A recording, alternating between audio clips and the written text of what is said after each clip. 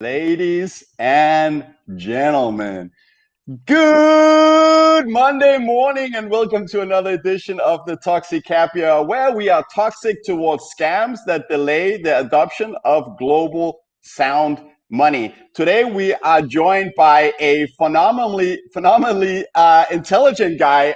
Last week when we scheduled this show, he told us that he's looking forward to do the show at an all-time high. Last night, I'm not going to lie, 11 hours before the show, I was thinking of writing in our group DM that, Ben, dude, there's like $2,000-$3,000 up all time high. But then I thought, it's Bitcoin. So I'm not going to take the chance and try and be smart. $1,000 up all time high. But then I thought, it's Bitcoin. That's me. Hang on. All right, that's it. So, anyways, I wake up. I thought it was a joke that Tesla had bought $1.5 billion worth of Bitcoin. It turned out it was not. Ben Kaufman, welcome to the Toxic Happy Hour. We're super excited to have you here today. What's going on in the suburbs of Tel Aviv? Can I say that or? I guess you can call it that way. Yeah, it's going good. I guess we just ended lockdown here, so that's something. I'm doing great. Awesome. But Ben, what are you drinking today? Yeah, so I've got some whiskey here. Nice. Personally, before I ask you, Puppy, I started a diet this morning. Very bad idea when you do Toxic Happy Hour. But at least I got my golden cup for the new all-time high here. Puppy, what are you having today? Well, right now I'm in Western Africa, but I decided to go with one of the local beers here, and one you can find is called Castel. Nice. So if you're in Western Africa, that's one of the local ones. If you decide you want to have a Heineken, it's funny because the only ones you really get in here, you can get Heineken and sometimes some Guinness, which of course I like. But man, but boy, are you paying for it because they got to import all that stuff usually. But having Castel, and I had a little dinner earlier, but had also a Bordeaux. Because Western Africa, the French messed a few things up here, but they did leave some wine behind, so we're good. Yeah.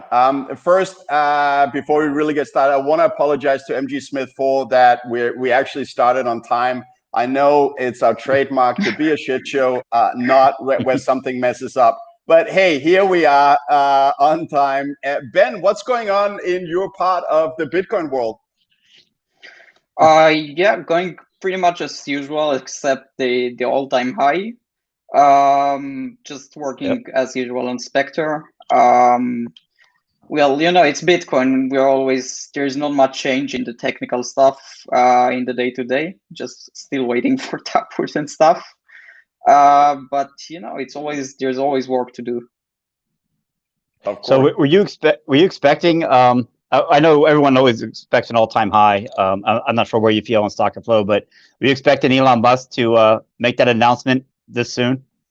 No, probably not. I thought he was probably up to something, but not so soon, I guess. Yeah, I guess Tesla came a little bit early, but I'm looking at you, Ben, here. You saying that you didn't expect that because you were so right on this call you made last week that I'm starting to think that you're a glitch in the simulation and you're actually just exposed to the fact that you know everything. I wish. So, yeah. But what's your take on Tesla buying $1.5 billion worth of Bitcoin in January? I mean, I think it's crazy. They're taking all the Bitcoin from us. We need to stack harder. Besides that, we're just clearing off weekends, I guess, because these guys are not going to sell anytime soon, I guess. So it's just us selling to them. It's going one way right now, and that's kind of we should hold the line harder, I guess. So, yeah. What was the story? How long ago was it that you started? And I'm interested in what your initial view as far as was Bitcoin to you like this cool medium of exchange Did you foresee this move by these corporations to put it as a reserve asset, or is this sort of blowing your mind? No, I didn't expect that initially, that the corporations will go so fast into that. So that was really quite surprising to me. I mean, I saw it. It's not like a very active medium of exchange, I'd say right now. I mean, I bought stuff with it from time to time, but it's not, it's not going, it's not very fast by itself. You need the Lightning Network and stuff to come. But as a way to just hold value, to hold money, it's by far the best. So anytime some people use that as FOD being fear, uncertainty, or doubt about Bitcoin, that it can't be money because no one is using it as money. I always say, but Bitcoiners don't want to spend Bitcoin until it's taken over as money of the world. Why do you want to spend Bitcoin at 40,000 when you feel that it's going to say 20 million or 10 million or whatever is your bearish target? So it won't happen until then. I guess, a Bitcoiner will not spend Bitcoin until he's financially independent in Bitcoin and say, stop working, for instance. Otherwise, why would you spend it if you have dollars or other weak fiat currencies? If you still hold that, then yeah, for sure. If you just hold Bitcoin, then that's the best. You have to spend Bitcoin, but then you have everything in. Yeah. So Tesla now, it's like one too many, and I think it's Parker Lewis who wrote that, gradually then suddenly, and with MicroStrategy last year it was 1, and now with Tesla it's 2. Yep. And then I'm saying many because for each corporation moving forward and start using it as a treasury asset to store value, and MicroStrategy laid out how to do it and why it's so good and how easy it is, then I guess game theory means that we might see more this year. What do you think, Ben? Yeah, I think now that Tesla did it, then we'll surely see a lot more. I don't know if the really big names will be there. I mean, there are rumors about about Microsoft, Apple, stuff like that. I doubt, but it will be amazing. But I'm pretty sure that we will see quite a lot coming in. I mean, if Tesla bought it, and MicroStrategy and a lot of others are coming in, then there's no doubt we'll see. It's just getting started. Right. Yeah, in my mind, if there's one person that you could orange pill in the world, and you wanted it'd be Elon Musk, man. You can't pick a better person. That now Bitcoin has been legitimized to the point of every CEO around the world, every CFO has to go to the board, and now they point, look, Elon just put almost 8% of his cash reserves into Bitcoin. We're stupid not to. This could be the beginning of something brilliant for 2021. Yeah. I mean, I expected a bull run like everybody, I guess, after the halving, but I didn't expect it to be like Elon buying Bitcoin and stuff. It's crazy. But yeah, I think right now with Elon buying it and corporations starting to hold it, I think it's starting to be, actually, it's negligence for CFO not to allocate to Bitcoin right now. I mean, they're really, if you're not allocating to Bitcoin, you're not doing your job as a CFO. I love that. What you're touching on there, Ben, is it used to be risky and like a career risk to want to hold Bitcoin in the company. No one else did it, and if you did it and it went wrong, it's a risk. And as you're kind of saying there, it's switched now. So if you don't hold Bitcoin to store treasury value, that is becoming a career risk. Is that correct? Yeah, I mean, if now MicroStrategy 10x your Bitcoin, your shareholders will go and ask you, why are we not getting that? where we're not allocating anything. It doesn't make any sense to just not hold Bitcoin right now. Yeah. So I want to take a quick look at the price action this morning, and I'm pretty sure that this was when Elon Musk or Tesla made their. I have a screen share. I just need to see if we can get it activated here. So I presume this was around the time that Tesla made their announcement. So that went from around 39,000 up to peaking at actually almost 45. So we're talking close to a $5,000 pump in the matter of less than 60 minutes. Yeah, it's actually, I think, the second time of a 5K pump from Elon. So the last time he just changes his handle to his bio to Bitcoin, and it pumped like 5K, I think. So he's doing it for the second time right now. Yeah. So, Puppy, what's going on? Listen, I'm always curious about this, and I've asked. No one seems to have a good answer. Of you can see the power of Elon Musk in every tweet he does.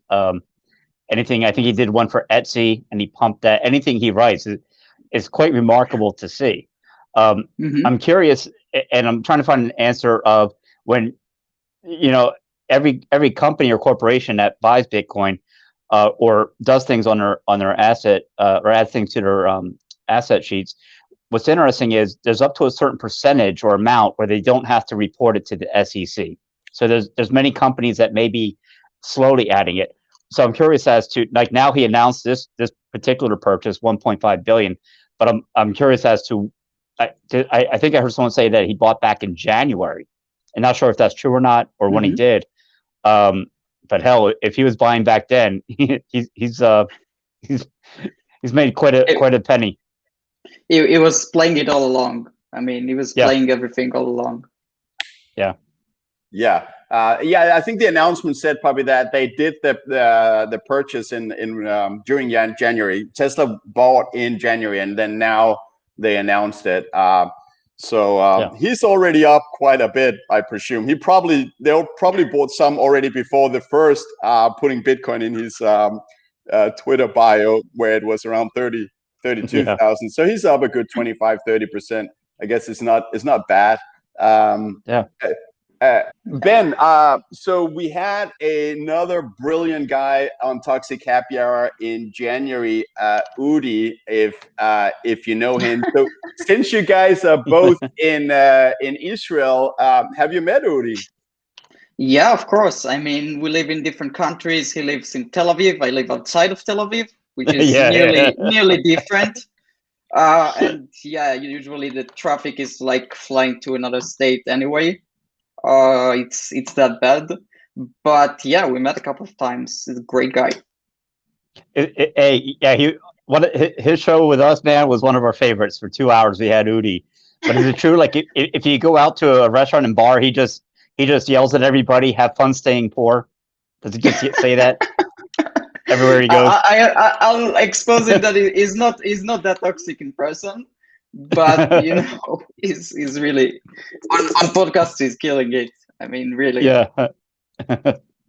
So, Ben, also one of the things I think that on a lot of people's mind is how many years you spent in Mossad and how many.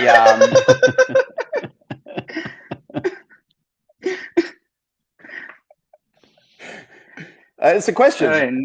No, not yet, man. Not yet. I'm not going there. I'm not working for the state. Sorry. Yeah. Ben is Udi's understudy, I think. Yeah. I guess Udi kind of came clean, and he had been using in that final moment had been using the phrase "have fun staying dead" a couple of times during his line of work. Anyways. I think it was. Yeah, everybody's in the army probably doing stuff. So yeah. Yeah. No, everyone has been in the army, right? Surely you've been a soldier. No. So I'm in the age where basically all my friends are, but was in some exemption basically. All right. Fair enough. So there was something I was thinking of. Yeah, Ben. So now we had Tesla starting their DCA plan of 1.5 billion per month here in January. So what are your expectations for this bull run that we're in? As you mentioned, it was triggered by the halving, the less supply in the market and less supply, price goes up. It's economics 101. So what do you expect for this bull run? How high will we go? What do you think is the timing? I know nobody knows, but what's your feeling? I don't know. I mean, from if it's similar to what it was in 2017, then probably around the end of the year we will top that. But you really never know if it's the same, if it's completely different. You really don't know. People have this stock to flow stuff. Not too much into that stuff, to be honest. It seems to be working, but I don't know. I'm not into that, but I guess that's it worked in the past, so maybe it will still hold on. But yeah, I think maybe around the end of the year, probably it will be the top of the cycle. Yeah. So you believe there is a cycle, because Pubby and I have been discussing this a lot, pretty much on every single show, I guess. So you think that there'll be a bear market after a FOMO peak, or is that what you're saying? I think so, but yeah, you never know. Maybe I'm just missing to the bear market that has been here for so long, but I don't know. Yeah, my contention is this is our escape velocity. Some people say FOMO hodl.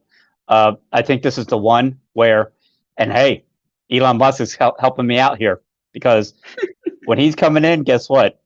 They're all going to be coming in behind him, man. And I think the days of a 40 or 50% retracement are over. You may see some dips, 10, 20%. But everyone else that was, we would call, we know how early we are, but other people will think they are late to the game. But every other company in the world that would see a blow off top will say at 300,000, if there's any type of 10% dip, 20% dip, they'll be scooping it up. So this was a very bullish day. In my mind, for me, I think this really changed the trajectory. Michael Saylor did his part.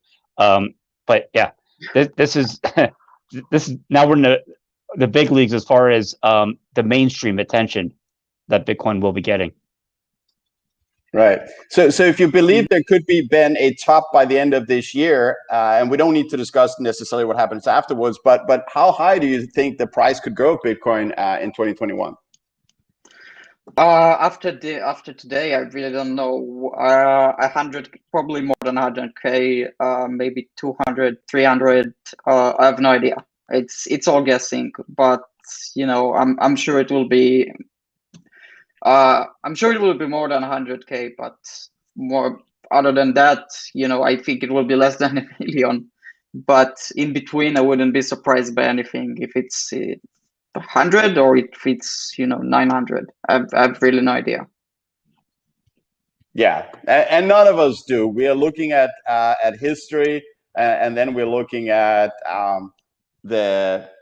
I guess the events, and I think it's a bit of a game changer when you see, one event can be a one-off, but when you have now two publicly traded companies in US starting, I mean, all right, Square also bought Bitcoin, but they bought so little it doesn't matter.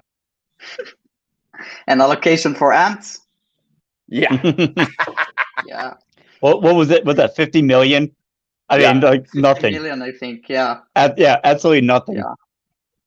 And that 50 million is worth 200 million now. So if I was Jack, I would think, we could have bought more, because it just did 4x in a couple of months.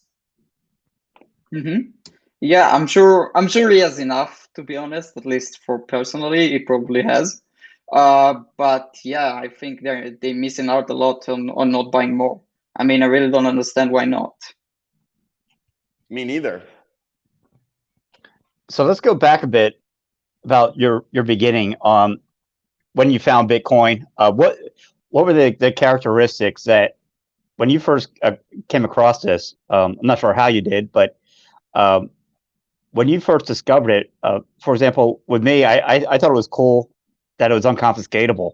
I'm like, man, you're saying you can control your own private keys, and I said, I've got nothing like this in my life. You know, whether you own stocks, you know, you have a house, you have a car, everything in the world can always be taken against your will. And I said, this is the coolest thing in the world, that I can actually have value and I control the keys to it and literally store it. So what was sort of your entrance into Bitcoin, and what were the characteristics that you found so interesting?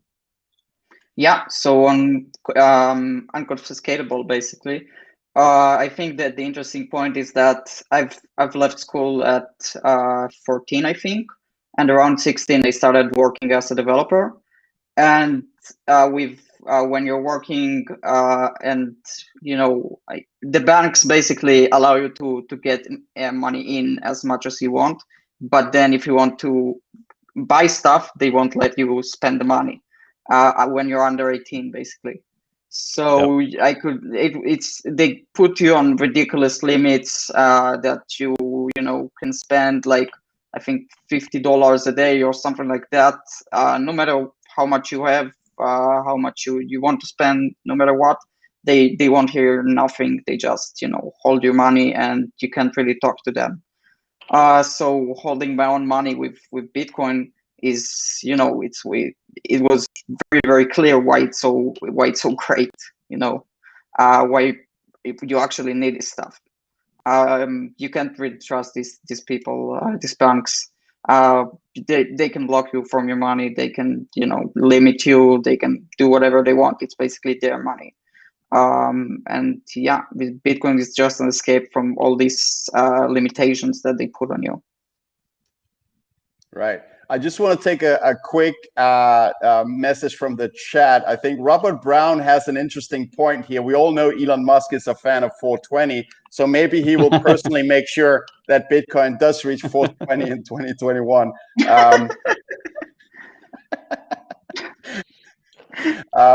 It's coming, yeah. Look, 420 is coming. It's a matter of which year. A matter of time, yeah. Right. Mm-hmm. So, like, seriously, any Bitcoin below 100,000 is just dirt cheap, and like, what are you even thinking about? You know.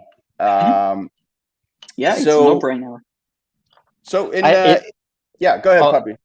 No, I was going to say that, and that's why I laugh at. And it's still, even the hardened Bitcoiners that everyone knows will say within 2021, you know, $100,000. I mean, damn, we're basically a 2x away from there. And people that are that come in or they're still afraid to buy Bitcoin. No one's good. Man, we got an easy 2x to 100,000, and you still don't want to buy. I mean, my God, man, just get in there. I'm too late to the party. Yeah. Yeah, it's crazy. It is so early still, and that's the hardest thing to go about. And this, I'd like to have your perspective on this. The unit bias, and unit bias is real, man. Because if we were pricing this in just satoshis, man, people would be buying it up in a heartbeat. Yeah, I mean, at first I didn't believe that this is a real issue, but then you start to see people. You start talking to people. Oh, it's so expensive, you know. But Doge, XRP, whatever shit there is so cheap right now. So maybe I should buy that. I mean, I can sell you sand if you want. It will be very cheap to buy, you know. And I mean, there's no logic in that, but it seems that people are very, very biased with this. So I guess if we just start pricing in sats or something, it will be much better. But yeah, I don't understand why there's such a unit bias. Maybe the people just don't know that they can divide Bitcoin into sats. But yeah, I think, and with the price going, I think it makes a lot of sense to divide it into sats, bits, whatever. You know, just make it easier for people. Ben, you have a classic psychological condition called intelligence bias. You don't realize how dumb people are around you. You don't realize. All right. People are Especially stupid. Ben. Especially Ben. People, This intelligent, listen. man. People are stupid, and like you say, oh, this coin's only 6 cents. Let me buy that because it'll be $40,000 next year.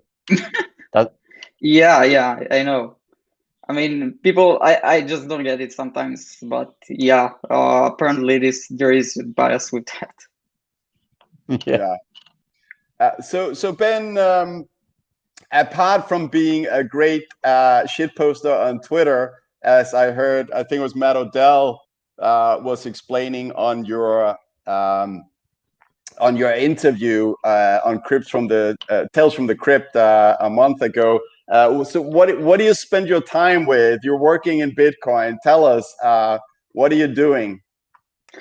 Yeah, so right now I have a job that is basically in coding.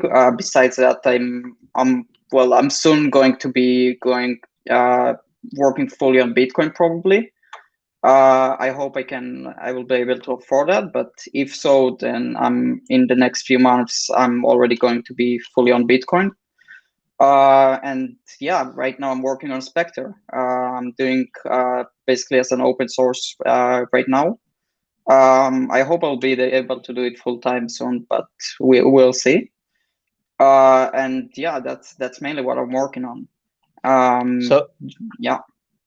So I was going to just ask. So again, we have all ranges, ages, and ability levels that will watch this show probably. But can you briefly describe the difference when you're working on Spectre Wallet? What Electrum is, what Bitcoin Core is, how these interfaces change, and what the advantages are of Spectre Wallet moving forward. Yeah. So Bitcoin Core is basically the main software of Bitcoin. It's the software that everybody uses. 99 point something percent of the nodes in the network use Bitcoin Core to reach the consensus. Basically, this is how you run Bitcoin. You run Bitcoin Core. Electrum is, well, it's a wallet. First of all, it's a wallet, very, very old one, I would say, that has been around for a very long time. For that, they have Electrum, the client, which is the wallet interface people use, and there is Electrum server, which is basically some indexing layer on Bitcoin Core. So it takes data from Bitcoin Core, it indexes it in a way that is, well, indexes, you know what that means? So it just, okay, so it means it basically just, so the Electrum server just saves all the data from the Bitcoin Core, so all the transactions, addresses in a way which is easy to just ask it, and then it quickly returns an answer. How much is the balance on such and such address, or what is this transaction? So it basically just saves all the data in a way which is fast to ask it. So you have that. This is the model which people used for a long time. Either run your just use Electrum client and connect to a public Electrum server, or run your own Electrum server, which is becoming actually quite easier these days. Some projects, BWT and Electrum personal server, for example. These are projects which are much lighter than a full Electrum server, which weighs a few hundreds of gigabytes, I think. So these are quite lighter, but still not the easiest to use, I would say. So what Spectre is it's like the Electrum client for Bitcoin Core directly, I would say. So it uses your own node, it connects your own node and gives you an interface to work with, to use hardware wallets, to do multi-sig setup, basically do anything that you want to do with your own Bitcoin node. It just makes it much easier to use. That was one of the interesting things. Like I said, I had listened to some of your other podcasts and trying to piece it all together was people don't realize, there's Electrum nodes out there that you're trusting other ones, where now with Bitcoin Core that you're running, you literally are self-sovereign. Everything is now with you. And I thought, man, now I get it. I'm starting to get it. Yeah, Ben, we had JW on just this Friday. So yeah, 3 days ago. He was talking about, whenever you run these self-hosted wallets and Bitcoin Core, then he recommends having a special purpose laptop. I think he said air gap, right, Puppy? Like you don't use it for anything else. I don't know if it's air gap, but you don't use it It's for not anything exactly air else. gap. No, yeah. So air gap is just not connected to the internet, but you do need it to be connected to the internet so you can receive and send transactions, get blocks, sync your node. So it's just dedicated computer for that purpose only. Right. So it's a computer that you only use for this. You don't go to your email. You don't click on links. You try to avoid getting malware. That sounds like a good idea. Yes, that's a very, very good idea. I think if you hold any substantial amount like that, then it's the best idea to get some laptop just for Bitcoin stuff. There are infinite ways which, if somebody controls your, puts malware on your computer, that they can trick you into losing your funds in some way.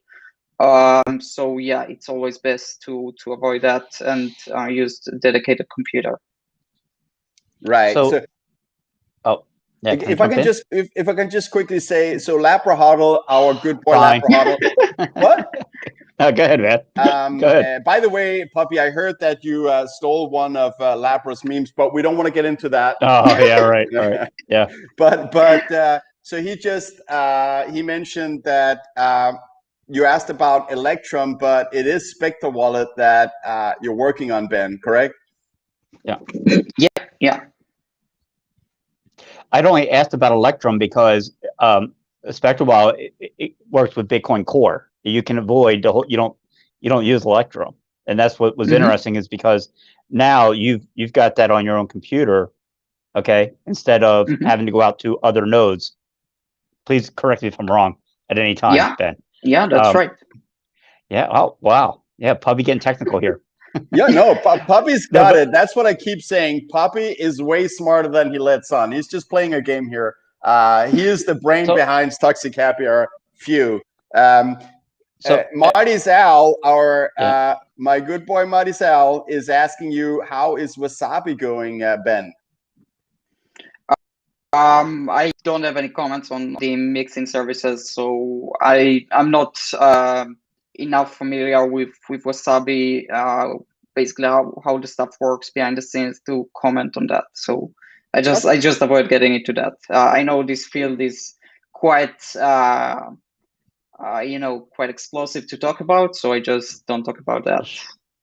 That's a good idea. So you said you were hoping to go full time, maybe on Spectre, right? How does it work now? Do you have like are you hired like from like, let's say feature to feature, like they hire you to like, all right, build this feature or work on this feature, and then, or are you like part-time, or how's your employment status there? I don't have employment there, so I've been doing this as fully open source for nearly a year. I think in March it's 1 year. So I just do whatever I want. I don't work for somebody there. So Okay. I just develop what I want, basically. Maybe there will be some funding soon and this will change. But right now I just do the stuff that I want to work on. So yeah, I've joined Spectre just by starting to contribute to the project. So I started using it myself, and I saw that would be a cool feature. I would add that. Here's a bug. I will fix that. And just from that, I just started working on it and dedicating more and more hours. Yeah. And you remind me of I was once part of this network organization when I lived in another country, and one of the mottos was "Givers gain." Whoever focus on helping other people, give to other people, end up gaining themselves. It's karma. It does come back. People like to to be with a person and to deal with a person that is a net giver. But never, if you give with a focus on your wanna gain, it doesn't work. You need to be a upright person willing to contribute like you're contributing or something. So yeah, I truly hope that it works out and you get that that job when they get some funding. Yeah, I mean, that would be really great. I just started working on Spectre because I just loved using it myself. So yeah, I thought, why not just make it better? Basically, first for me, because I want to have a better wallet, and then for everybody. That's the beauty of open source. Yeah. I was going to ask you about that because, of course, now to me, the next big push. I think anyone with any amount of technical ability has found Bitcoin in a way. The ones that are able to self-custody are here. After Elon Musk comes in, and now you're going to have the herd rush in, there's a whole new level of users that, man, they'll love number go up technology, and they'll love the fact that they buy Bitcoin. But when they hear this stuff about Bitcoin Core and I got to store it on a computer, it's a bit scary to them. How do you see the future of what you're doing? Quite honestly, everything in life has gotten smaller. We've gone from our desktop computers to laptops. Laptops got smaller, and now we're using phones. So I'm looking forward to using your phone as the next level of where you secure your Bitcoin. How do you see that going, especially like with trying to use open source? I believe there was a walk called Exodus that they had tried that on. But what do you see as moving it from, laptop now just onto your phone, and how do you secure that? Yeah, so the problem right now, I'd say, with phone only is that running your own node on a phone is very, very hard, I'd say. It's not impossible, but I guess it's very, very hard on some phones and nearly impossible on others. I think there was some work to do that on Android, so you can run your own node. But the main constraints, I guess, is with bandwidth for the initial syncing, and storage is also a constraint. But you can run a prune node, so just a few gigabytes, and it's getting better anyway with the phones. Now you have phones with storage like a computer, so it's getting better anyway.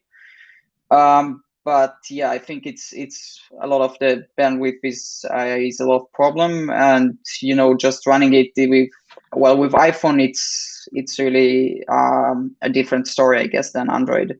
With Android, it's possible. With iPhone, I guess maybe it's possible, but it's probably very, very tricky, let's say. So right now, I guess for just phone to have your own node and be able to do stuff like that, this will take some time probably. Until then, I guess the second best is just to have maybe just one guy running their own node and just letting friends and family use that. I guess that's second best for now. So yeah, and because honestly, that's the future. I mean, I'm only talking like, look, 4 years from now, phone technology will, be out the door. I don't know if it's called, was it Metcalfe's law, about how quickly technology changes every roughly 2 years. It's going to be fascinating moving forward. Where that's what I'm looking forward to, man. You can run a node on your phone. Will be fantastic. Yeah, that would be amazing when that's possible. Yeah. Ben, what's your end game for like we all three of us have agreed that we're in a bull run, but where do you see this? Where do you see Bitcoin going? For this decade, or let's just say the overall end game. Do you think that fiat currency will still play a role? Will Bitcoin take over? What will the purchasing power value be of Bitcoin once we get to wherever the potential is for Bitcoin? Yeah, so it's really hard to tell. Right now, it seems that central banks are very, very determined to kill their currencies. So it's really hard to tell. It all depends basically if they will reverse their course or they won't. So right now they're signaling that they really don't want to reverse their course, that they are very, very determined in, in killing their own currencies and debasing it until there's nothing left. But you never know if sometime they will realize, or we're almost dead here. We should change that. You really never know. But from what it seems right now, I think we're going to see Bitcoin going. We're not going to see obviously Bitcoin going much higher. But I also think that fiat currencies are going to start fade away. It's really hard to say if that's going to happen or not. But at least a lot of probably we will see some places adopting Bitcoin. I believe in the next decade. Yeah, I was laughing. I think it was a podcast I'd heard with Preston Pish and Jeff Booth were on there. A great duo, by the way. But what was fantastic? Someone was asking, all the attack vectors on Bitcoin. What the podcast was asking, what scares you the most? What's the only thing that could destroy Bitcoin? And I forget who said it, was like basically all the governments decide to have fiscal responsibility. And everyone just laughed and laughed because it's not happening. It can't happen. Well, that it is printer on full press. There's never going to be fiscal responsibility from a government. No, whoever decides to be physically responsible will kill the economy and will be held responsible. Nobody wants that on their name. They're kicking the can down the road. They don't have a choice, the way I see it. So they gotta kill the currencies. It's a one-way street here. The fiat currencies are doomed. They have to kill them, otherwise they'll be held responsible, or it'll be on the name, and that's going to be terrible. Ben, what's your favorite Bitcoin meme of all the different wonderful, funny Bitcoin memes we have going around? I have no idea. I really have no idea. They're all great. I think I've found Staying Poor is an awesome meme. And it caught really, really amazing. Hey, that's a wise choice because Udi, as you know, working for the Mossad would kill you if you said otherwise. Yeah. So he memed that into existence. So he memed this to where it is right now, and I think it's a great meme. Yeah, because eventually you can't fight with all these no coiners all the time, with all these shit coiners all the time. Just have fun staying poor if you want. It's transcended even from Bitcoin. I have a friend that he's not quite a full Bitcoiner yet. He's getting there. He buys Bitcoin with I guess Grayscale. It's a start, but he's just a guy that's into stocks and bonds. And I was talking to him one day. And this was after everything that happened with Wall Street Bets, and Robinhood shutting it down. And he says, "Oh, you got to check this meme out." And I went over. He was showing me his phone, and the meme was on their side of the thing saying, "Have fun staying poor." And I said, "Do you know where that meme came from?" He goes, "Well, yeah." I said, "No, man. I'll tell you, that's a Bitcoin meme. And by the way, I got to talk to the guy that did it." So I gave him the whole history of Rudy. He couldn't believe, and now he's a Bitcoin believer, because I told him a year and a half ago that Bitcoin was going to 200,000, and he never believed me. But when it made that jump from 20 to 40, he goes, "Damn, you may be right." I said, "I know I'm right." Yeah. I know. I'm winning a lot of bets from that. That's really nice. I like it. MG Smith, Ben, is asking, who's better at Krav Maga, you or Udi? Actually, I do judo for since I was 4 years old, I think. So it's 16 years.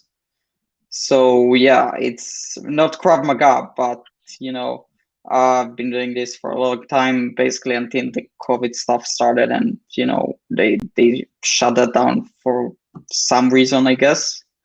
Most of the year, but Krav Maga, maybe Udi knows that. I don't know. It's So so you've judo done no is Krav better. Maga. Sorry, Pubby, go ahead. No, I was gonna say. So you think judo straight up is better than Krav Maga? It depends on what you call better. I mean, probably Well, Krav Maga. I think it was made to be more practical, to get people in short time to do some basic stuff. Judo is, you need to really know it very well to actually use it.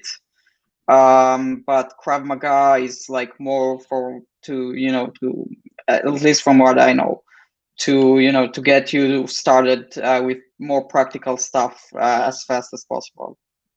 Yeah, I'm gonna agree with Shelly Mack here. Krav is hardcore. So my understanding is it's quite like Wing Chun. I haven't done Krav Maga. I haven't seen it explained, but from people that knew both, and it's basically created to the most efficient way, as fast as possible. Either kill your opponent or knock them out, as to a level where you have ample time to get away. It's just super efficient, and going for the soft points like throat, eyes, knees. A lot of martial arts are really sports where, hey, let's learn to kick shin against shin against the thigh, or kick you in the face, but don't kick on the knee, because that would actually hurt the opponent. Where I know Wing Chun, for instance, and I think Krav Maga is the same. You learn to kick those spots and hit those spots in order to win. So it's like, as you said, it's practical. It's practical for actual self-defense more than a sport counting points. Yeah, it's very different. I think Ben wants to kick us in the face right now for having on the show. I think. No. These guys are dumb. So, what's life like in that other country, which is not Tel Aviv, but the rest of Israel? So usually it's kind of, everybody's is going to Tel Aviv for everything. Now we had lockdowns all the time, so kind of nothing happens at all, which is really bad. And they close the thing that pissed me off the most is that they close the borders, but they allow people in. So you are allowed to get in, but not allowed to get out, to fight COVID. I mean, this is, I don't have to explain how ridiculous that is. Stuff is really going crazy the last year. But usually in Israel, there's really great Bitcoiners. We have the Bitcoin embassy for meetups and stuff. I remember they just finished, adding there more space. So adding another floor there, which was really nice. I've been there once before the lockdowns and everything happened. And I mean, there is great Bitcoin scene, I guess. And I mean, if you ever come, then let me know. Oh, dude, absolutely. I was telling you, I worked at the embassy there, but next door, I couldn't believe there's a fascination with schnitzel I never understood in Israel. I mean, everybody likes that because it's a food that everybody loves, I guess. Well, it was interesting that the guy next door said we just called it the schnitzel man. He's got this little shop. But what's fascinating was, he had a pile of the chicken that he had pounded down flat. When you order it, this guy had done it for so long.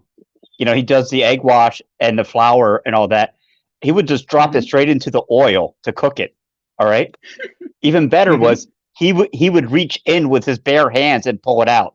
He'd been doing it for so many years that I think all his nerve endings were burnt. He couldn't feel anything, but literally that dude would pull that stuff out of oil. And I'm not surprised. I'm not surprised. Yeah. Great schnitzel, man. So are they doing it in Israel with veal meat? No, it's usually chicken in Israel. There's not, yeah, most almost schnitzel is on nearly always with chicken. Right. So you have it with I think they call it cordon bleu as well, with the cheese inside and ham. No, or? because no ham is well, outside of Tel Aviv you hardly find it because ham is not kosher, and Of course. schnitzel with cheese is also not kosher. So outside of Tel Aviv you hardly see this stuff. Within Tel Aviv you always see that, basically, because it's different country, different culture. Yeah, they like their food tasty. They don't like it kosher. They like it tasty. So yeah, but it's not much to say besides that. No, it's absolutely true. As you can imagine, as a Westerner that comes in there, well, even Tel Aviv is different, but yeah, Jerusalem is, like I say, it's a whole nother world. The parts outside of Tel Aviv, you described it perfectly. It's just it's hard to say. Yeah, you won't find ham schnitzel in Jerusalem. That's for sure. Got it. Yeah. Pardon my ignorance of this team of co-hosts. I feel personally I've gone to see a lot of countries. Right now I live in US, which is the fourth continent in the world that I've lived on. I feel I've seen countries, but honestly,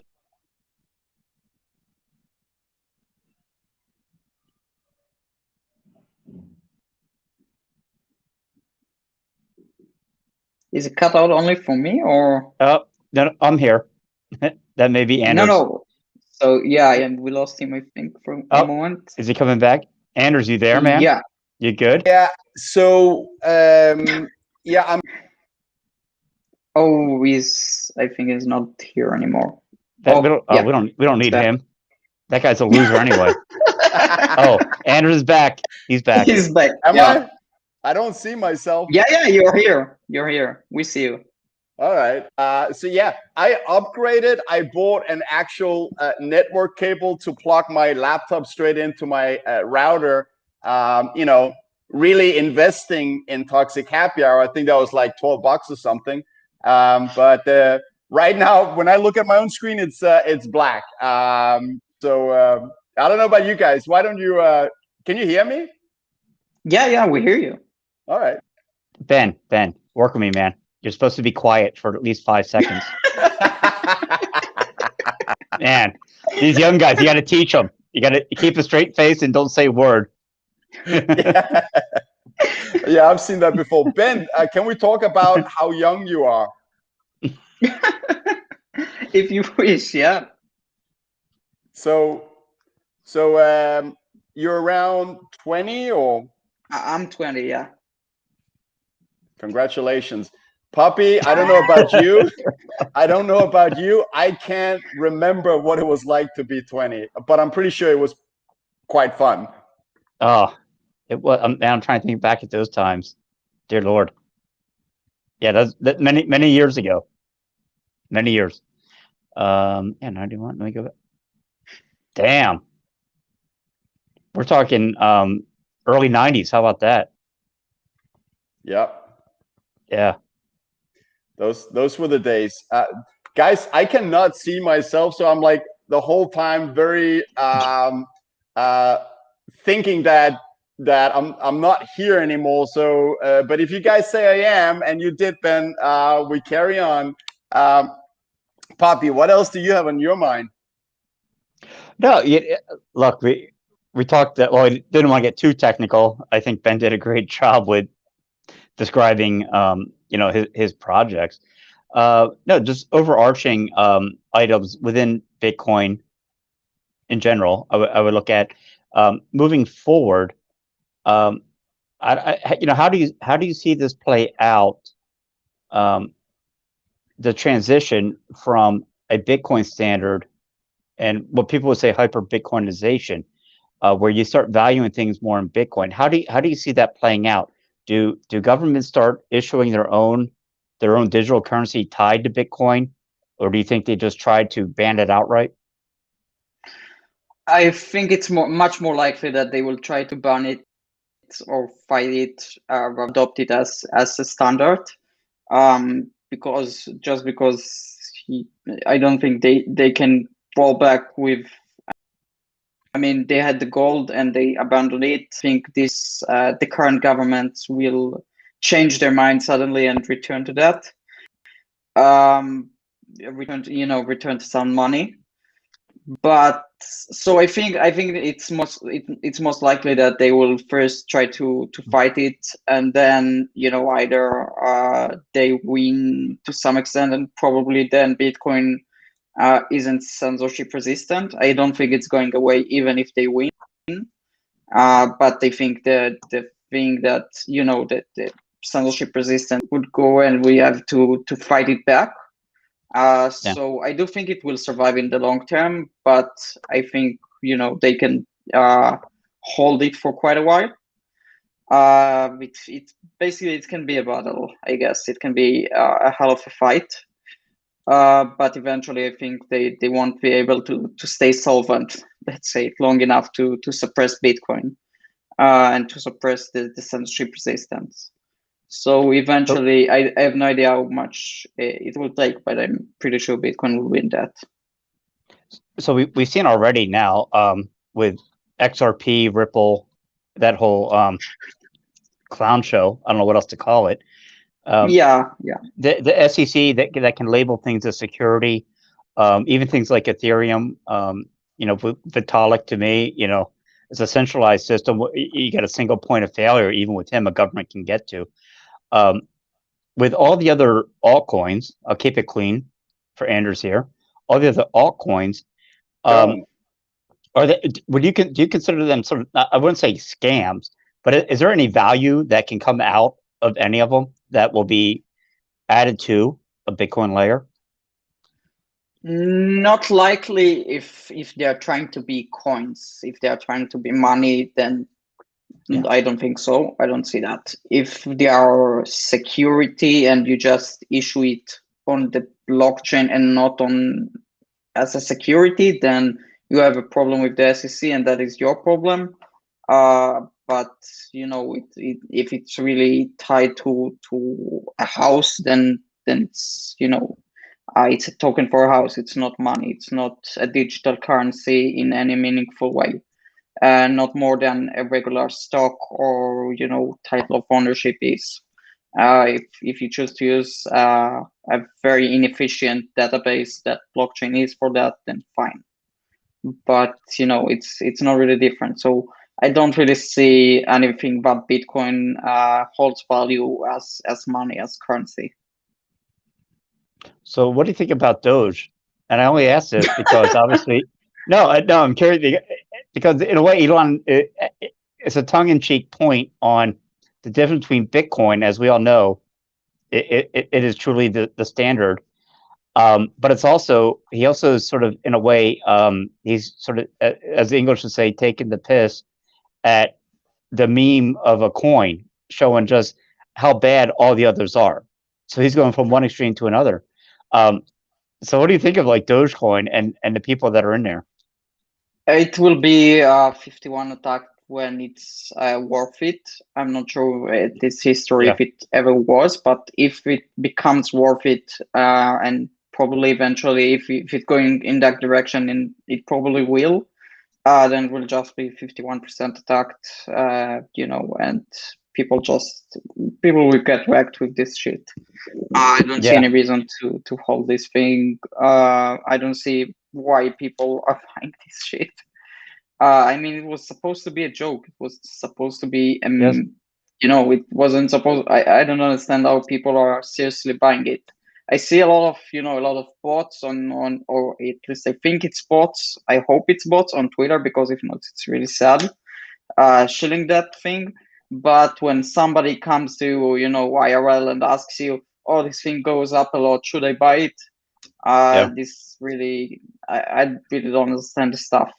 It's going to, a lot of people will probably get wrecked from this.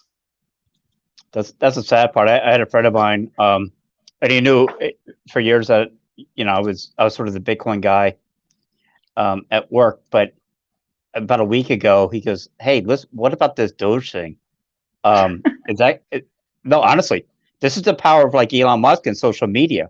Because what do you think about this? Because I know you like Bitcoin. I said, man, stay away from it. You don't understand it. It's a joke of a coin. If you're going to start, just buy some Bitcoin and start dollar cost averaging in. And he didn't get it, but what he did get was the fact that when Elon puts that shit out there, man, people are going to buy. Honestly, yeah, it's true. It's sad but true. I guess he was kind of trying to change the subject from Bitcoin, before they are publishing their purchase and everything. Yeah. But he probably went too far with this shit, and people will get wrecked. Yeah, it's a problem when you could say, I don't know if you can say innocent people, because you have a duty to do your own research, but still, kind of innocent people who end up buying something and they're going to lose a lot of money. I mean, yes, we are all responsible, but you should not push anyone, even for a joke, in the direction where they lose money. I can confirm what you just said, Puppy. I have a text message here, which is just 2 days old. Hi, Anders. It is so-and-so. Hope you're doing well. What website people trade Bitcoin on? Have you heard of Dogecoin? Yeah. Yeah, I know these messages. You don't know how to even react to this stuff. Yeah. So when Bencoin we can release right now live. Bencoin very, very soon. Yeah. I'm announcing it right now. Of course. Yeah. That's the big question. When Ben token? How do you look at tokens? I guess we covered so-called altcoins, suggesting to have an alternative use case. I think Giacomo Succo was the one who said that we can't call altcoins because it suggests that they have an alternative use case, which in his opinion, or my opinion, they don't. So that's why he calls it shitcoins. Yeah, I think shitcoins is a professional term by now. I don't see why not use that. I mean, it was in Congress, it's in the records of Congress. It's Bitcoin or shitcoin, Hey, that's fantastic that you remember that. That's true. That was literally entered in, Anders, to Congress, as someone called it a shitcoin. I love that. Amazing. So, yeah. So Ben, also, if it wasn't for Bitcoin, like what kind of work would you be in now? Would you be like just designing rocket engines or what, man? I have no clue. If it wasn't for Bitcoin, where would you be? Yeah, I have no clue either. Probably coding something, but I don't know what. For Bitcoin, I was just coding, mostly mobile apps, some desktop stuff. Was basically freelancer for anything you want to code, basically. Desktop software, mobile software, stuff like that. So I'll probably be doing something like that, if not for Bitcoin, but not something vastly different. Hey, if you're into mobile apps or whatever, there's a guy we know named Michael Saylor. I think he's got a company that does those as well. Yeah. And he has great domains. Yeah, he's the story of 2021 or 2020, I should say. Maybe Elon's a 2021 story. We'll see. Yeah, there's no bigger really than Elon Musk, I guess. He's the richest man, so I don't think there is any bigger than him in individuals, at least. Maybe a government or something, but not an individual. That's right. So what do you think? So I know you're smart on the multi-sig question. So these corporations and countries that will come into Bitcoin, how the hell do you control those keys? Corporations, well, probably if they hold their own keys, and I hope they do. I doubt they do, but I hope they do.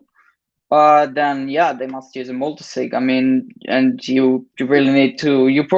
They probably need to hire guys to do this stuff for them, to help them set that up at least. I don't think it makes sense if you hold $1.5 billion in Bitcoin. I think it makes no sense to not hire someone to help you set that up at least.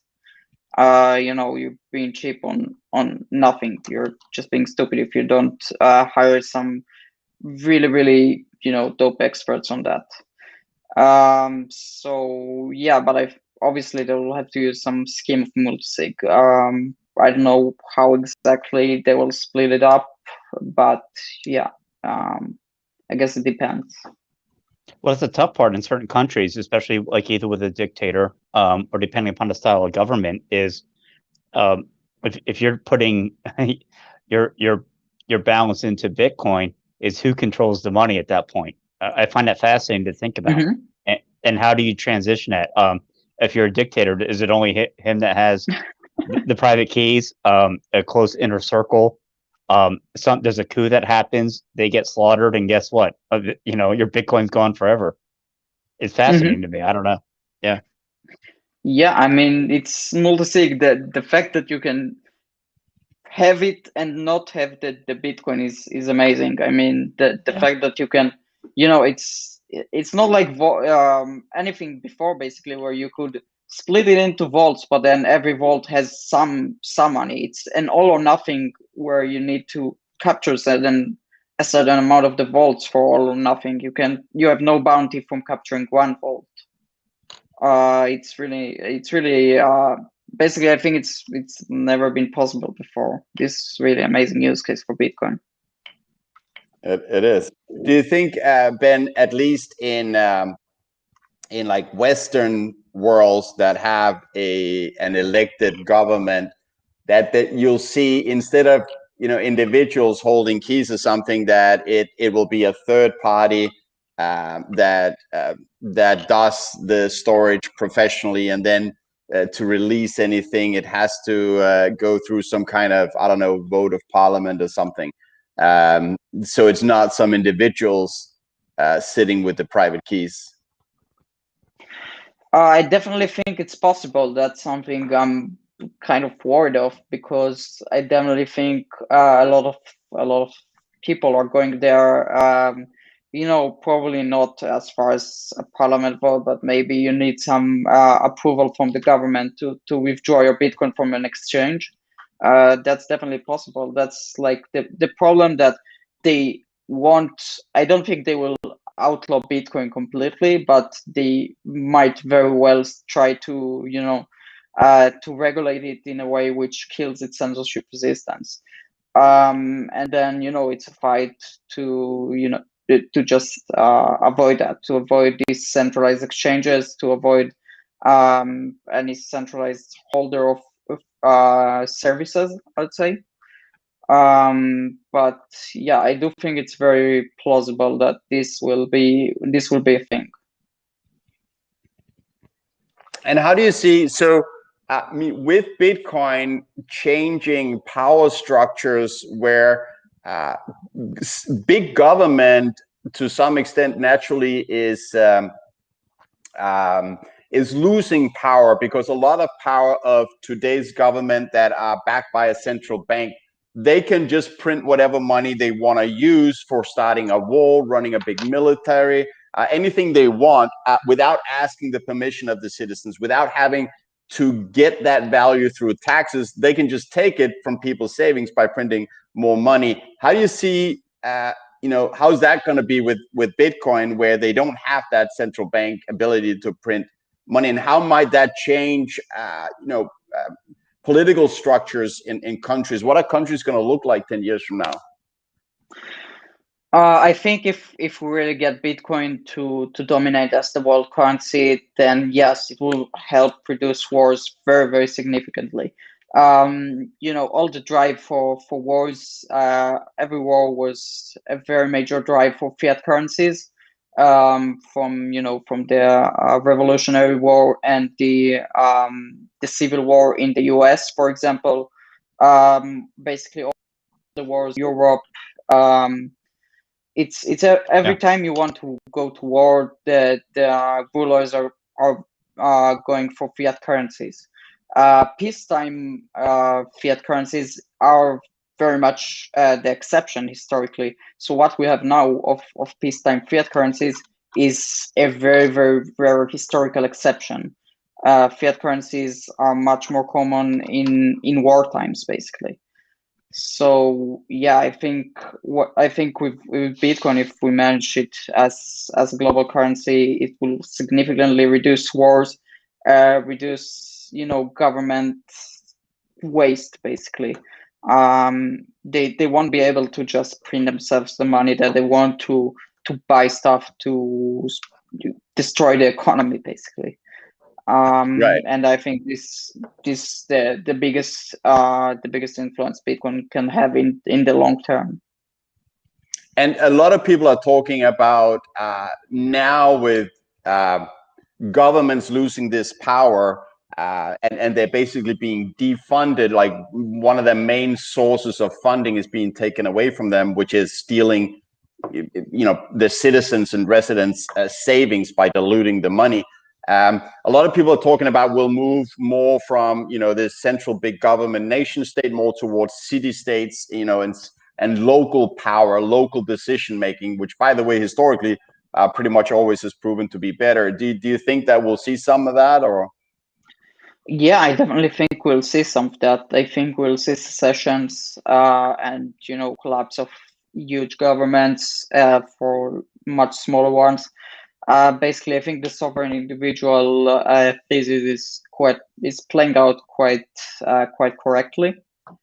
Yeah, so I definitely think we'll see that. What I think is fascinating, and you touch a bit upon history there. One of the books I read that really brought me towards Bitcoin was The Creature from Jekyll Island, about the founding of the Federal Reserve. Not many people realize that we doubled our land size in America with the Louisiana Purchase, and it was only because Napoleon had to sell half that land to pay for a war. So it's pretty it's interesting that you pay cash for that. Well, moving forward, they realize, you know what, we don't want to sell the gold. They create the Federal Reserve under auspicious settings, and I think it was finalized in 1914. By 1917, we have our first World War. Within 3 years, boom! It's amazing, isn't it? Yeah. But before that, you had to sell stuff. So at the time, we'll say about a quarter of America, we bought, just for gold from Napoleon. It's amazing. Yeah, I agree.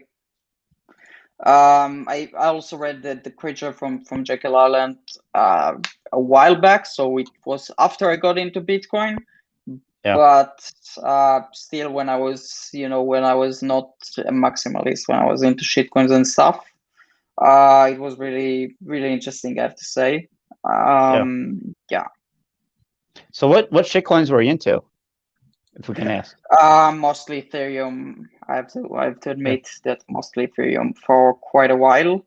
But I'm clean for a long time, I guess. I'm quite clean. Oh yeah, well they make fun in the chat, but I had no clue when I came in here. So when I started in December 2017, it was 25% Bitcoin and 25% Bitcoin Cash, 25% Ethereum, and 25% Litecoin. That was it. Honestly, I have no clue. I said, you know what? I'll diversify. This will be good. But thank God, I found some maximalists that set me straight within a few months. Converted it all to Bitcoin. So, I was a bit stubborn, but Udi and guys from the embassy really pushed me into Bitcoin. At first, I didn't listen, and then I realized that I should have listened to you guys. When Udi holds a knife to your neck, you'll do what he says, man. You'll do what he says. Yeah. Eventually, we'll surrender. Yeah. So we've had this question earlier in the chat in the beginning of the show. I never had the chance to ask you. I don't know if it was Sean asking earlier as well, but it's Sean now. So like your Bitcoin rabbit hole story, how you got into Bitcoin, Ben. I just heard about it from a friend, so that was asking me if I know anything, because he knew I was a coder and didn't wanted to ask some stuff about it. So it just got it got me curious about what that thing is, and basically from that I started reading about it more. Just at first, what is this magical internet money? And then I just started going into the rabbit hole of reading a lot of stuff about it, how it works. Basically, just weeks of hardly doing any work and just reading about it. And then, obviously, like most people, also going into shitcoins and stuff for quite some time, then realizing that Bitcoin is the thing and you should focus on Bitcoin. That's more or less it, I guess. Nice. And you were talking about reading a lot in this early phase. Which books in general do you recommend? And this can both be on Bitcoin or off Bitcoin. Economics, whatever. Yeah, so I think that the thing, I think I'll have to credit Safety for turning me into a maximalist in the end, with the Bitcoin standard, and after that, his works and discussions and stuff. So I think that at least I think Safety was the one who completely broke it and turned me into a maximalist. But yeah, besides the Bitcoin standard, which I think is really great. On the more technical side, you have Programming Bitcoin of Jimmy Song, which is really, really great. I also have it over there on the shelf, I think. Yeah. And I guess on the economic side, I think also books that really helps are basically What Government Has Done for Money, and quite nearly anything that Mises or Rothbard wrote, or basically the Austrian school. So any book from these guys, or from Hayek probably also too. Yeah, but just Austrian economic stuff. And on the technical side, I think Programming Bitcoin was really, really helpful. Yeah, Jimmy Song is great. I started a Bitcoin meetup in LA in summer of 17, and I had Jimmy Song come and presented that meetup. That was pretty awesome. He's a cool dude. Fucking way to name drop, man. Fucking way to name drop. This is good. Maybe Jimmy will come on our show one day. Yeah, I think I did ask him and got no answer. Anders, let's be honest. Look, we've had Jeff Booth, Preston Pish, Pierre Richard, Kaufman. but I'm not going to be one of those guys that name drops. Huddle Not, GG. All these guys came on our show, and I never name dropped one time. But Jimmy Song, yeah, he'd be nice to have. Yep, I hear you. Oh, unfortunately, we have, as we said always, we have the best chat in this space. One of them here is Knut Svanholm, which came on. Knut in the house, all right. Which was on Toxic Happy Hour back in January, and about 2 hours, I think 5 minutes in, he started taking out his guitar and singing his own made Bitcoin songs. That was amazing. So he has a question. Any other Bitcoin philosophy books you want to mention, Ben?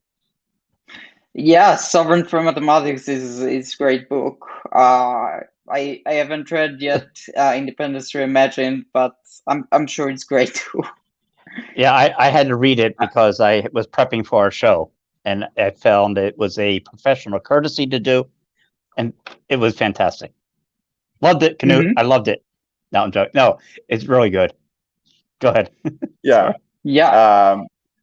No, it's the secret of our show here is that although I don't know if you can even qualify to call us a show, but Pubby does actually do a lot of preparation. The guy consumes a lot of content.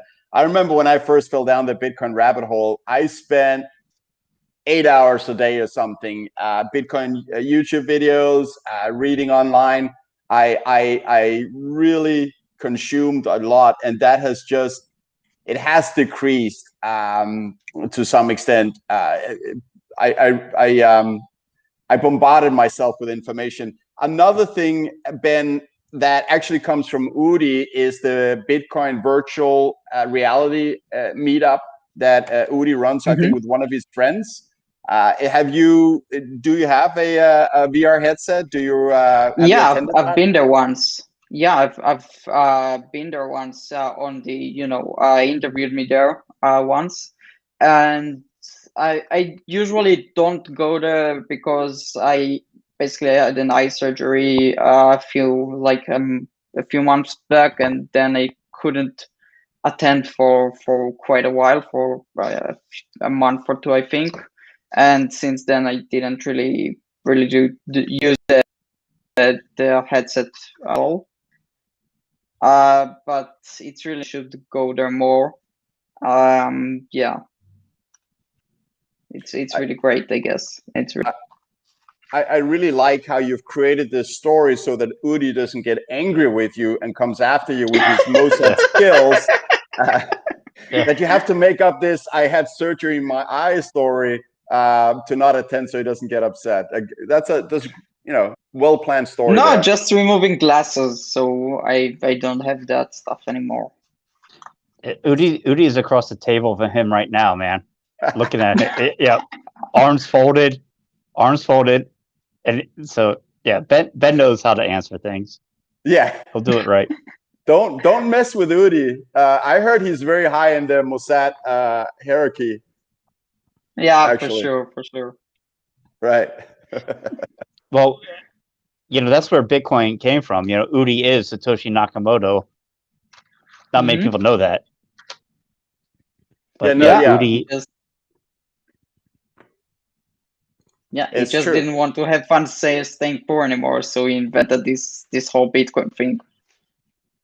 Pretty smart.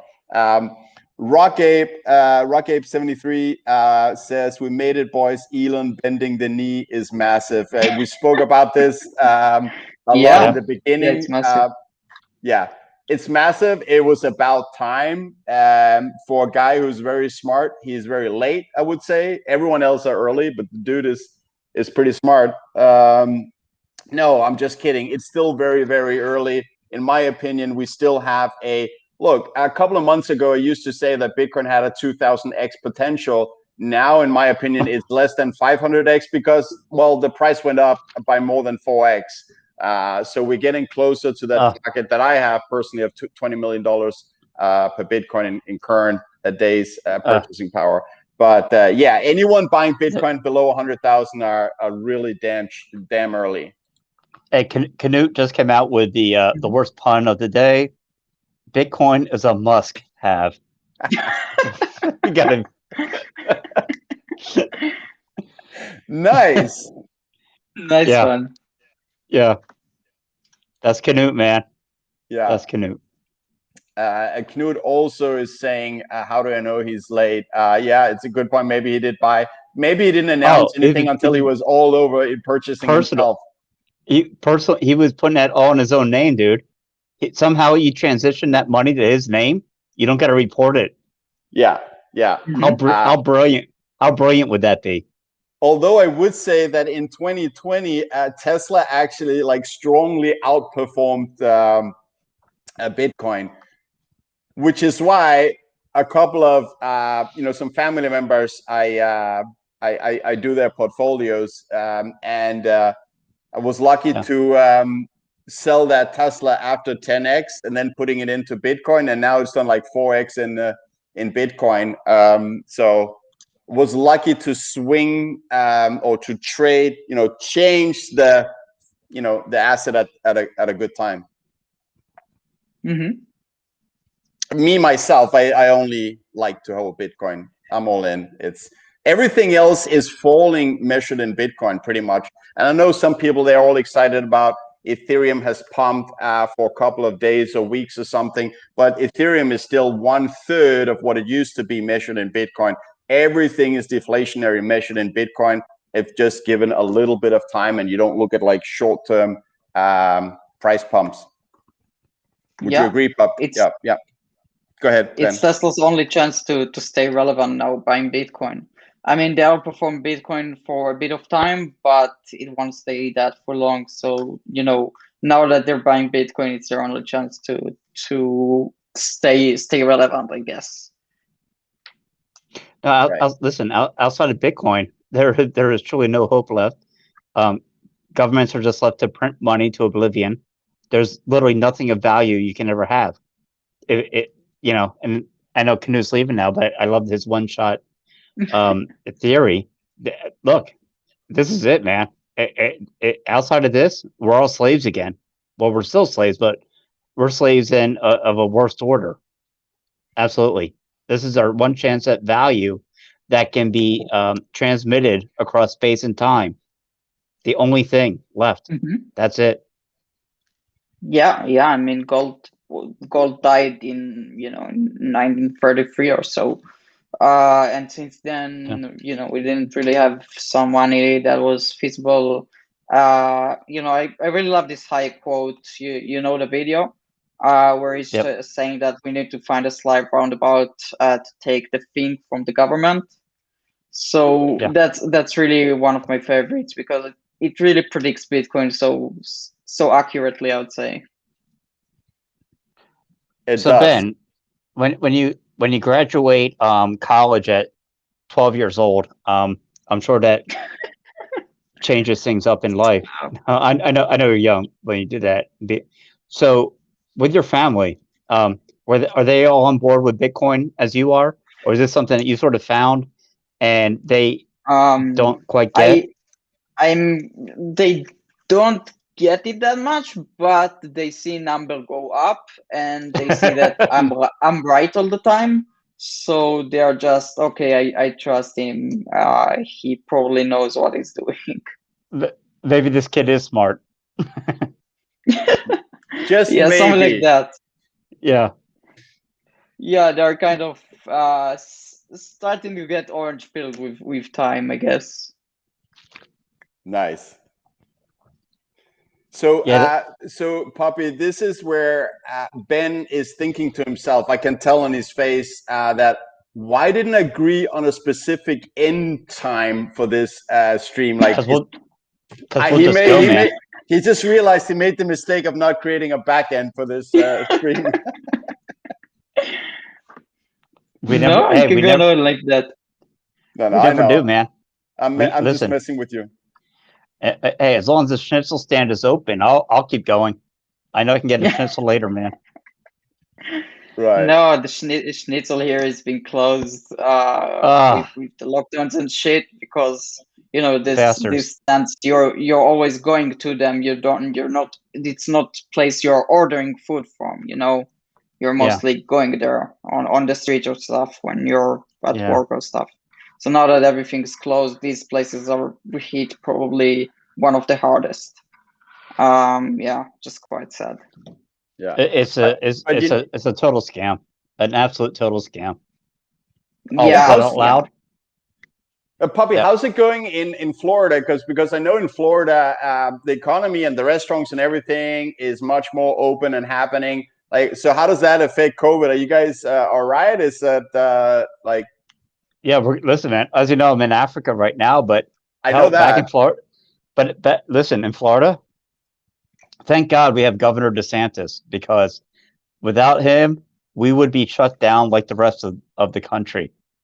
And he only won by I think it was 0.05%. I mean, we're talking hundreds of votes to be governor. But thank God he did.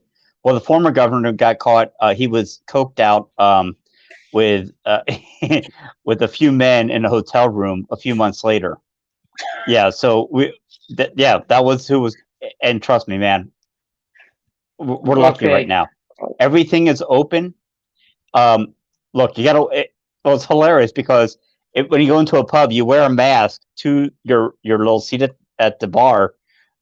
Then you can take it off, and you're sitting right next to somebody less than a half meter away. Look, so everything's open now.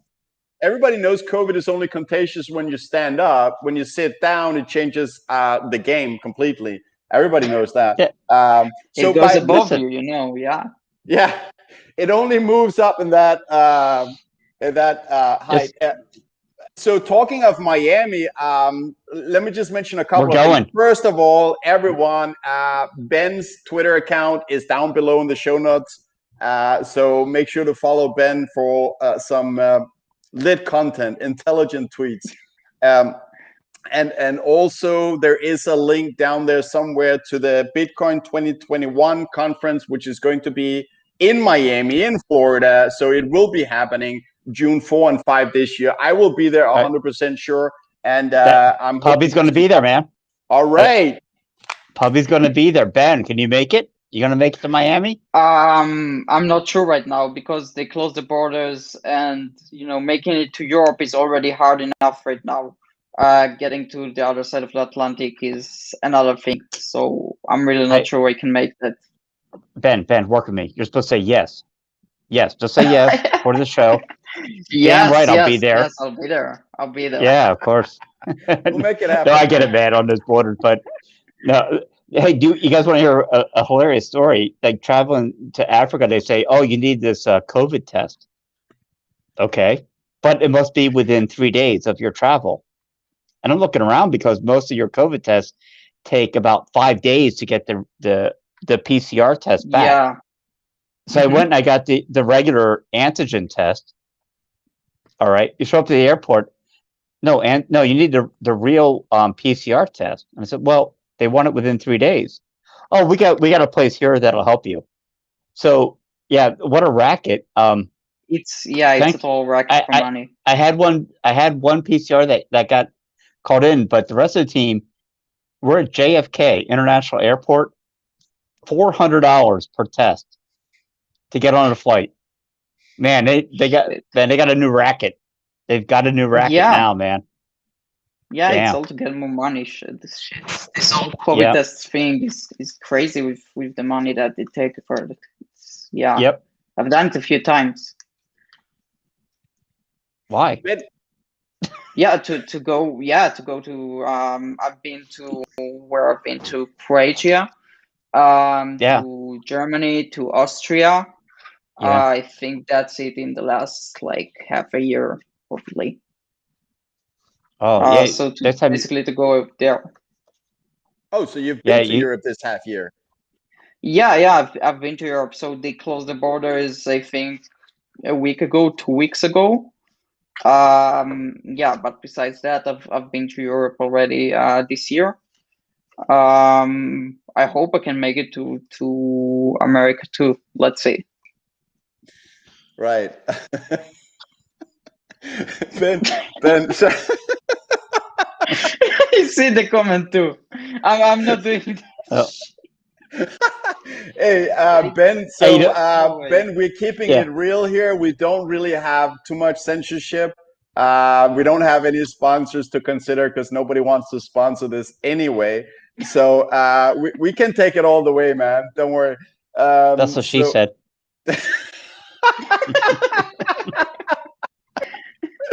Ben, I can guarantee you within the next, let's say 2 to 3 years for sure, I will come and visit Israel. Will you take me to the best schnitzel stand in Israel? Yeah, of course, for sure. You dirty whore. You dirty whore, Anders, because I know where the best schnitzel stand is. When we go there, I'll show you where it is. All right. Okay. So Puppy feel I'm cheating on him right now. So Puppy, let's go together, man. Let's go together as a married couple. No, we're gonna meet. No, we'll go to We'll go to the Bitcoin embassy there, man. There's some great people. Udi will be there, obviously. Hey, were you there with Adam Meister there? Did you meet him? The Bitcoin Meister? I think maybe once, but I don't even remember, to be honest. Yeah, I think he did a live show last year. Okay. Yeah. I think I met him there once, but I'm not really sure. Yeah, so we had Adam Meister was actually one of the first guests on Toxic Happy Hour. He's always been a great beacon of light for people considering shitcoins in their portfolio and saying BTC is the next BTC, strong hands, etc. He's always been cool. Yeah. No, I'll tell you straight up. He's the one that opened my eyes that everything I was holding was a shitcoin. I should have known when Charlie dumped his bags at $372 Litecoin. I should have known then. But thank God, by $300 Litecoin, I was out. The writing was on the wall, and it's not so much the losses, but now the gains. He saved people probably millions that followed him. Yeah. I think the best time to sell shitcoins is before you buy them, just not to buy them. The second best time is right now, always. Right. It is. If you didn't buy it before, the second best time is now. Why even? I think it's Matt Odell who said, "Don't get cute and start trading to think you can have more Bitcoin. It's so cheap compared to where it's going, in our opinion. So just buy, just accumulate, sat squeeze." There we said it, sat squeeze. There's a question here. I don't know if you were able to answer this question, Ben, but it's the second time it popped up from our friend here in the chat. Can you see it on the screen? When proposing to Sia, is that the singer or? Okay. So I thought that was someone knowing you had a girlfriend called Sia. I guess not. No, I don't have a girlfriend. I'm into Bitcoin. Come on. No, his we girlfriend. Have fun saying for here. He misspelled it. Ben's girlfriend. Her actual name is Shakira, not Sia. Shakira. Makes sense. Makes sense. Yeah. That's not a bad choice. That's approved. Yeah, I would say so. Only for Shakira to come across this, dude. If Shakira came across behind you and gave you a kiss on the neck, that's how you win the game, man. Yeah, of course. Yeah. All right. We've taken a lot of your time, Ben. Yeah. It's been phenomenal. Really enjoyed it. A lot of fun to hang out with you, to be honest, and hear more about what you're doing and what's going on in outer skirts of Tel Aviv, the other country outside the Tel Aviv country. Poppy, do you have some final questions, things you want to know from Ben? Oh, listen, I'm just, I'm all about the chat room sometimes, and they're just asking to free Ben. Poor I know. Ben hanging out with us. No, Ben, thanks, man. No, listen, we have a good time on our show, but I love to mix it up when we get a guy that's smart on the technical side of things. And you're going to be busy in the future because the herd is coming. The people are coming, companies are coming, and your views, your technical ability, you're going to change lives, man. So get ready yourself. Yeah, I hope so. It's to that. Right. So, and I'm getting death threats here saying that we gotta let Ben go. Otherwise, due to popular demand. But Ben, first of all, once again, follow Ben down below. There's a link to his Twitter. And by the way, so yeah, the link to the Bitcoin 2021 conference. There is the price of those tickets actually increase over time. And but that link gives you, if you use the code Toxic21, you get 21% discount. We don't make any money on that. There's no commission. Pubby and I would just love to meet fellow Bitcoiners. That's why we're shouting it out. Ben, I can see you're smiling. Do you want to have some? Oh yeah, we're all getting a Rock Ape 73 Harems on the Moon. Sure. Why not? No, Labrador is getting me here. He's funny. Labrahuddle was actually our very first guest on Toxic Happy Hour. Shout out to Labrahuddle. Ain't that right, Puppy? Fucking thief, man. He's a thief. Of your meme. Oh, was that? I heard it was the other way around, but hey, what do I know? I'm not a memer. So, but Ben, final words, anything you want to say? Whatever, man. You take it away. Shill, clock, whatever. No, nothing. Just nothing really to say.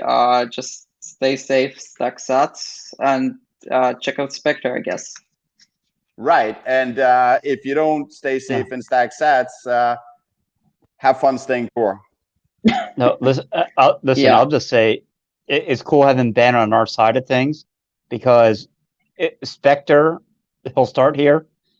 This is going to be the guy that changes the game for millions to almost billions of people. I can see his future of having the wallet of the future that is secure. People hold their Bitcoin seamlessly and makes it easy, man. I got great hopes, man. Thanks for coming on the show. Thanks for inviting me. It was really great. Yeah. Thank you. And Ben, we hope that in the future, despite the clown show here, that we can convince you to come back. But yeah, anytime. Good to see you laughing so much. It's nice. We got to take the pleasures we can here in life. So when I end the stream, feel free to hang out in the green room for a few minutes if you can, or a few seconds. And if you don't want, you just take that as an opportunity to get out. You just close your browser window and you don't have to watch me and Puppy. But on that note, I want to tell everyone, be careful storing more value in dirty fiat than you can afford to lose. It is a built-in policy. It is an official policy that if you don't store your value and your savings in something else, it will be wiped out. It used to be slowly, and then people didn't realize it, but it's happening suddenly right now. And that's the reason that Bitcoin is moving subtly in the other direction, which is up in terms of value. On that note, thank you, everyone, for watching. You guys are the most important. The chat is the best. Ben, thank you so much for coming on. Super happy to have this conversation and meeting you for the first time. Cheers, man. Bye. See you in the green room. Thanks a lot.